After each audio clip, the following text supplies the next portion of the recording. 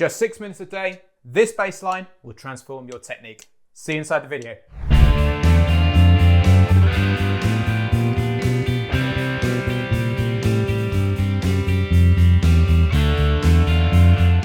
Hey guys, it's James here from eBassGuitar. Now, believe it or not, there is a massive inherent problem with the bass guitar in the way that it's built.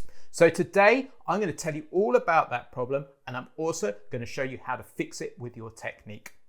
Now, before we get going, I want you to know there's a completely free PDF that comes with this lesson, which will show you everything written out in standard notation and tab. And crucially, it will also give you some really important fretting hand fingerings. Now, make sure you download that because it will ensure that you get the results from this lesson. Now, there's a link to grab that free PDF in the description below this video. So what is this inherent problem with the bass guitar? Now, the bass guitar is tuned in fourths, and a lot of music uses the interval of fourths too. Take, for instance, the cycle of fourths, which so many songs are based on. So the interval of a fourth, for example, is a D going to a G. So D, E, F, G. 4 notes. But within those 4 notes, there are actually 5 half steps or 5 semitones. Let me demonstrate. D, E flat, E, F, and then we've got an F sharp there, and then we hit our G there. So why is this a problem? We've only got 4 fingers on our fretting hand. If we had 5 fingers that we could play the fretboard with, it would make life a lot easier.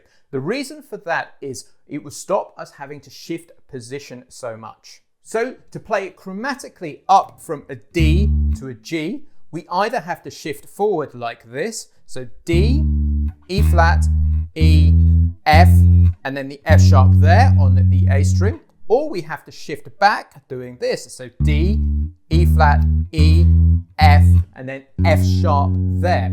So this means as bass players, we need to get our position shifting down. So the reality is, even if we're in 5th position here, we are generally always either shifting forward a fret into 6th or back a fret into 4th to get all of the notes that we need in 1 octave.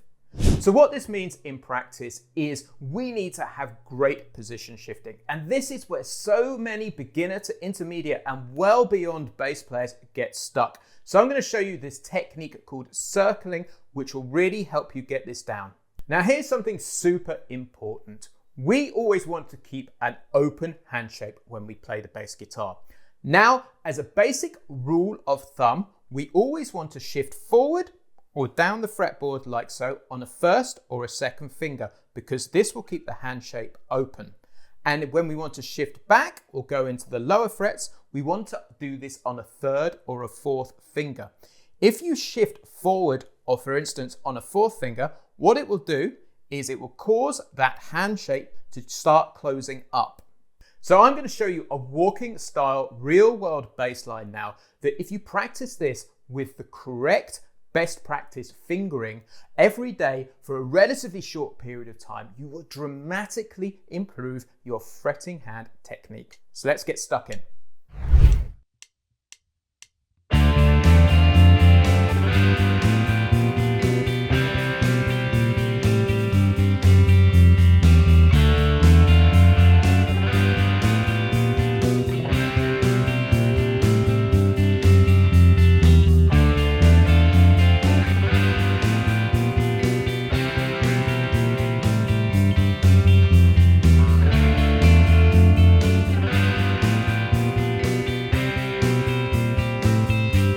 So this is a bluesy rock style bass line over a very common chord sequence built in fourths called a 2-5-1. So the chords we're playing are D minor, a G, and then 2 bars of C at the end. And that just loops round. So what we're going to do when we're ascending, we're going to circle back. And when we are descending, we're going to circle forward. So here's the line ascending. So what we're going to do is a D, E, F, F sharp, G, A, B flat, B natural, C. So the fingering we are going to do there, this is all one finger per fret stuff, is 1, 3, 4. So the D, E, F. And then we're going to shift back and we are going to get that F sharp critically with the first finger, keeping that hand shape nice and open. Then we're going to shift forward onto a 1 to get the G. And that's going to let us be ready to get the G, A, B flat. And then we're going to shift back to get the B there with the first finger. And then we're going to shift forward to the C there. So we're shifting on the first finger to keep that hand shape open.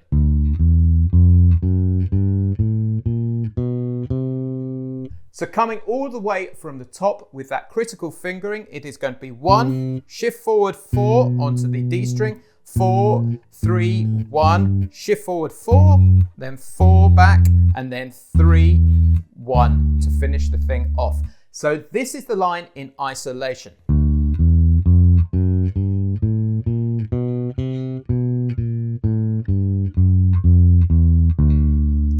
So the first thing I want you to spend 2 minutes a day is just practicing that out of time to begin with, using any fingering on your right hand.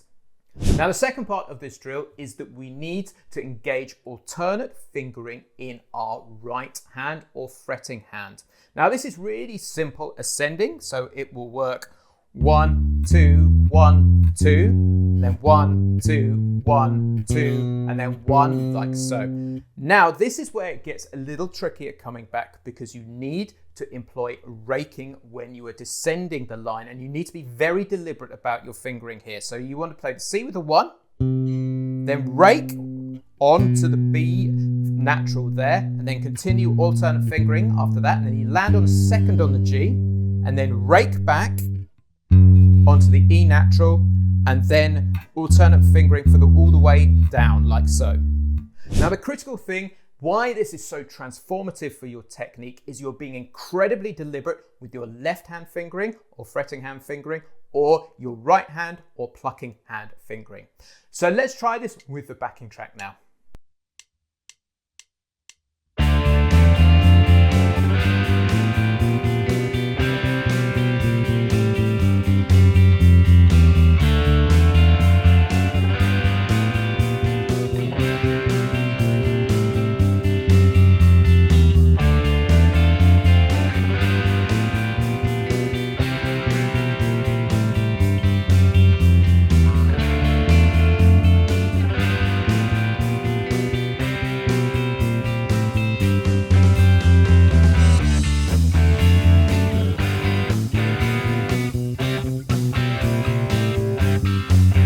So that is the circling technique, and it's absolutely critical to be able to play all of the notes which are sitting in one position under your hand by either moving back a fret or forward a fret using the correct fingering.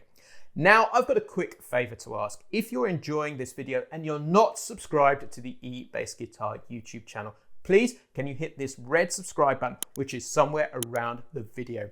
What this means is we can grow the reach of the eBassGuitar YouTube channel, and that means we can keep putting out great free educational bass content like this, and the world just keeps going round and round.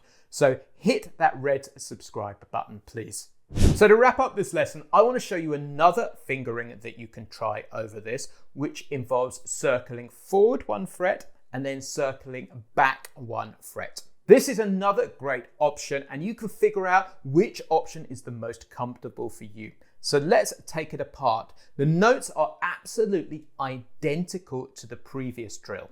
So we start on the D, then we shift forward onto an E on a second finger. Remember our best practice of shifting down the neck either on a first or a second finger.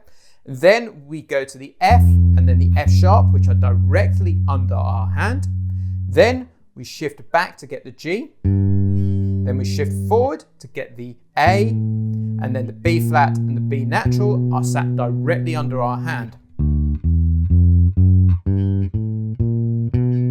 Now what we're going to do here is we're going to go to the C, but we're going to play it with a second finger here. So we're going to go C, and then the B is directly under our first finger.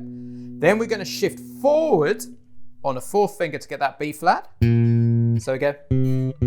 And then the A, we're going to shift back on a fourth. So remember that principle of shifting back on the fourth finger. So we get this. And then the G and the F sharp are directly under our fingers.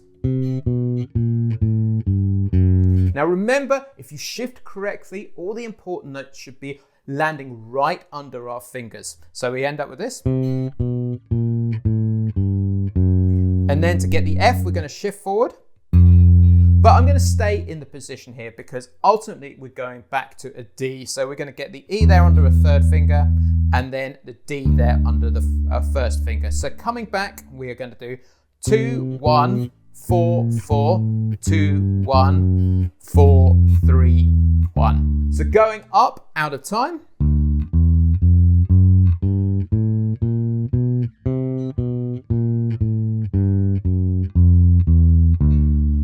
So what I want to do to wrap this lesson up is I'm going to play that second version of the fingering now, where we're going forward and then circling back with the backing track.